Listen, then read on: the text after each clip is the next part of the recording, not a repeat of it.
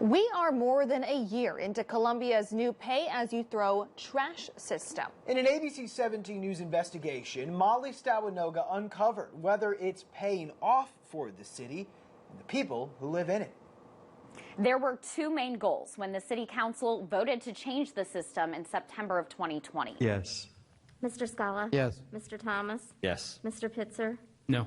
Ms. Peters? Yes. Mr. Treese? Aye. Ms. Fowler? Yes. The first goal, decrease vacancies in the solid waste department. With 15 of solid waste's 28 collection crew jobs unfilled right now, the city has failed to meet that goal.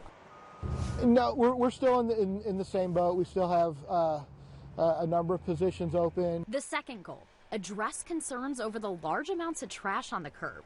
Things are allowed to be set out, which include couches, mattresses, lawnmowers, weight sets. I don't even know if that's safe to even be put in the back of those trucks. Pay as you throw has fixed that. We needed to make it so that when the workers came around the corner, they knew what to expect. And when you're doing this, the bags hold 50 pounds each. When you're doing it 50 pounds at a time, it's a lot less stress on the workers. The program was also expected to have environmental benefits, and it does. Trash has decreased significantly with the new pay-as-you-throw system. In the first year, it went down more than 7,000 tons. Recycling also went up by more than 1,300 tons. However, there's still a big difference between that. It's kind of really hard to compare those numbers and make sure they're even. With the bag fee, we have seen an increase in numbers of people who are bringing their trash to the landfill themselves. You know, I think people are just finding different ways of handling things. But are they handling it legally? I think trash is just being moved to different places. People are dumping elsewhere. Shonda White lives in Columbia with her 3 kids. She is one of many frustrated with this new system. I mean, road carts are better. Even if they just give us more bags for the $10. People have rent, utilities, which are growing all the time, and you have to pick between trash bags, utilities, rent, or, food sometimes, medicine. Through February 22nd, the City Contact Center got 4,074 inquiries about trash bags, but they couldn't tell me how many were positive or negative.